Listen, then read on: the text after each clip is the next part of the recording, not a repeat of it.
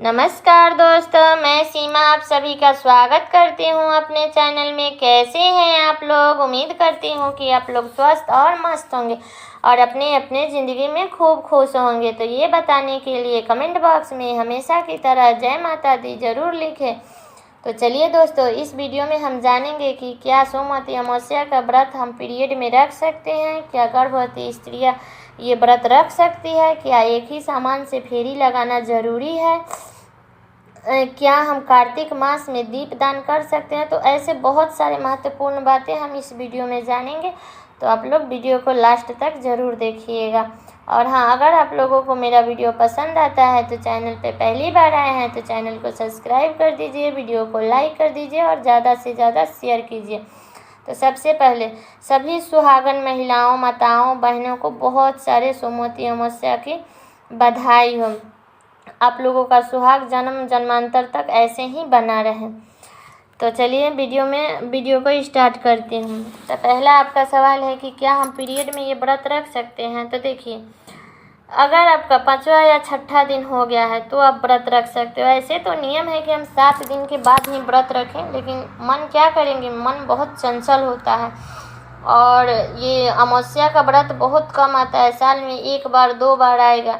तो कितने लोगों का मन नहीं मानता है, बोलता है कि कैसे नहीं करेंगे, इतना अच्छा सुहाग का व्रत है, हम करेंगे। तो देखिए, अगर आपका 5वां या 6ठा दिन है तो भगवान से माफ़ी मांग के, अगर आप बाल धो के फ्रेश हो गई हैं तो फिर भगवान से माफ़ी मांग के आप ये व्रत कर सकते हो। अगर आपका पहला, दूसरा, तीसरा या चौथा दिन है तो आप व्रत मत रखिएगा।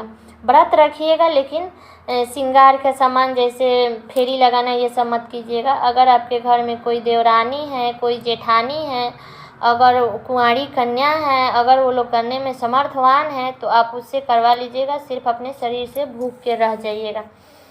तो चलिए, ये हो गया। अगला चीज़ बता देती हूँ कि क्या एक ही सामान से फेरी लगाना ज़रूरी है? तो देखिए, ऐसा कुछ भी नहीं है कि हम एक ही चीज़ से फेरी लगाएंगे।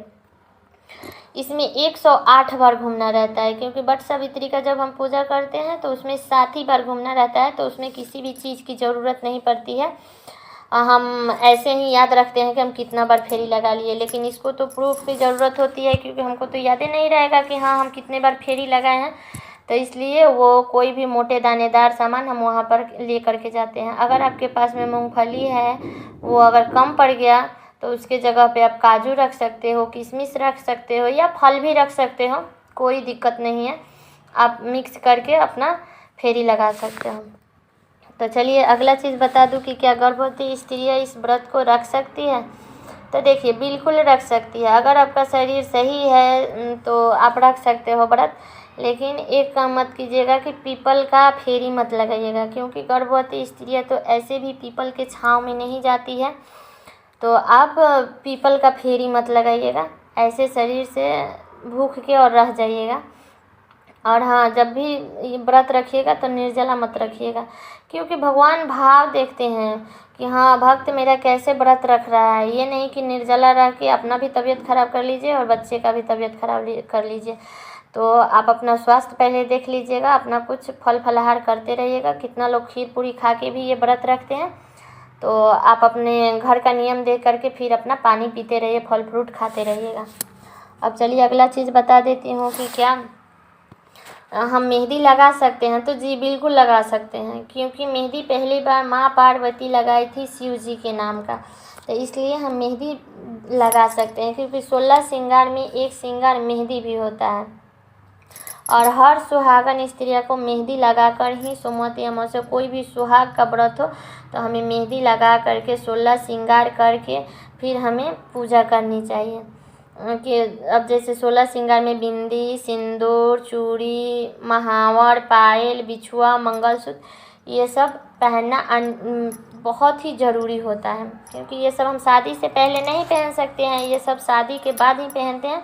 तो इसलिए आप लोग जब भी पूजा पाठ कीजिएगा तो ये सब पहन लीजिएगा। मंगलसूत्र, चूड़ी, बिंदी, सिंदूर, पायल, बिछुआ, ये सब ज़रूर पहनिएगा। तो चलिए, ये हो गया। अब अगला चीज़ बता देती हूँ कि क्या कार्तिक मास में हम दीपदान कर सकते हैं? तो जी बिल्कुल कर सकते हैं, क्योंकि कार्तिक मास अपने आप में एक पुण्य का महीना आता है। कार्तिक और सावन 12 महीना में 2 ही ऐसा महीना आता है जो जितना पुण्य करेंगे उसको दुगुना बढ़ के मिलेगा। तो कार्तिक मास में तो पुण्य करना बहुत ही आवश्यक है, क्योंकि इसमें जितना भी पुण्य करेंगे, नाम जाप करेंगे, माला जाप करेंगे, तो आपको वो 2 गुना बढ़ के मिलेगा। तो इसलिए आप लोग कार्तिक मास में दीपदान कर सकते हो। अगर आप लोग तीर्थ धाम पर करोगे तो वो तो पता नहीं कितना गुना बढ़ के मिलेगा कि आप लोग सोच भी नहीं सकते हो। तो आप लोग देख लीजिएगा। और हाँ, दीपदान कभी भी मतलब ना तो सूरज भगवान उगते हुए हो ना डूबते हो, शाम के समय में हम दीपदान करते हैं नदी के किनारे पर। तो आप लोग देख लीजिएगा, इसी टाइम में आप दीपदान कर सकते हो। दीपदान करने में कोई दिक्कत नहीं है। और हाँ, जितना हो सके उतना माला जाप कर लीजिए, भगवान का नाम जाप कर लीजिए, क्योंकि कार्तिक मास में और धाम पर जाए या ना जाए, कहीं भी अगर पूजा पाठ करते हैं तो उसका हमें पुण्य कई गुना बढ़ के मिलता है। तो इसलिए आप लोग ज़्यादा से ज़्यादा भगवान का चिंतन कर लीजिएगा। अब अगला चीज़ बता देती हूँ कि कितने लोग पूछेंगे कि क्या मैं चप्पल पहन के पीपल वृक्ष के पास में जा सकती हूँ। तो देखिए, अगर आपको प्रॉब्लम है तो आप तो क्या करेंगे, मजबूरी में तो जाना पड़ेगा। अगर आपका घर से पीपल वृक्ष दूर है, चलने में मजबूरी है, तो आप पहन के चले जाइए और पीपल वृक्ष के कुछ दूरी पे ही आप चप्पल उतार के पैर धो लीजिएगा और फिर अपना पूजा पाठ कर लीजिएगा। अगर स्वास्थ्य सही है तो चप्पल पहन के मत जाइए, क्योंकि भगवान इतना अच्छा हमें शरीर दिए हैं, तो भगवान के लिए थोड़ा ना थोड़ा तो कष्ट हमें करना ही चाहिए। तो इसलिए आप चप्पल पहन के मत जाइए। अपना स्वास्थ्य देख लीजिए, स्वास्थ्य सही है तो चप्पल पहन के मत जाइए, नहीं तो आप जा सकते हो। और ये हो गया। अब अगला चीज़ बता देती हूँ कि जब भी पूजा करके आइएगा तो आपके घर में अगर कोई बड़ बुजुर्ग है तो उसको प्रणाम कर लीजिएगा। अगर आपके पति देव है तो पति देव से आशीर्वाद ले लीजिएगा। अगर वो नहीं है तो ऑफिस गए हैं, फिर आप शाम में वो आएंगे तो उनसे आशीर्वाद ले लीजिएगा, क्योंकि पति ही परमेश्वर है। ये भी परमेश्वर कहते हैं कि पहले अपने पति में परमेश्वर देखो, फिर हम में देखना। तो अपने महादेव अपने पति को खुश रखिए, फिर वो तो परमेश्वर अपने आप ही खुश तो हो ही जाएंगे। तो और चलिए बता देती हूँ कि हमें कौन कौन से गलतियाँ नहीं करनी चाहिए। तो पहला चीज़, हमें जब भी सोमवती अमावस्या का व्रत रखना चाहिए तो हमें कभी भी रुई के गद्दे पर, रुई का तकिया हो, इस पे हमें नहीं सोना चाहिए। क्योंकि जब भी सोमवती अमावस्या का व्रत रखे तो इसका मतलब ध्यान रखें कि कभी रुई के चीज़ पर ना तो बैठे ना ही सोए। और अगला चीज़, जब भी आप लोग व्रत रखें तो बैगन और मूली दोनों को परहेज कर दीजिए, क्योंकि ये दोनों को बहुत ही बैरी है सोमवती अमावस्या से। तो आप लोग एक दिन पहले से ही, जैसे रविवार से ही आप लोग छोड़ दीजिएगा, मूली और बैगन मत खाइएगा, क्योंकि ये सब अच्छा नहीं होता है सोमवती अमावस्या को। इससे बहुत प्रॉब्लम है, तो इसलिए आप लोग मत खाइएगा।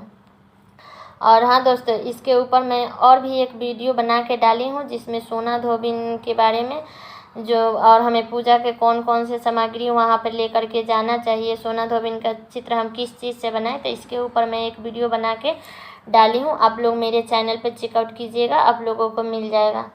तो उम्मीद करती हूँ कि आप लोगों को इस वीडियो से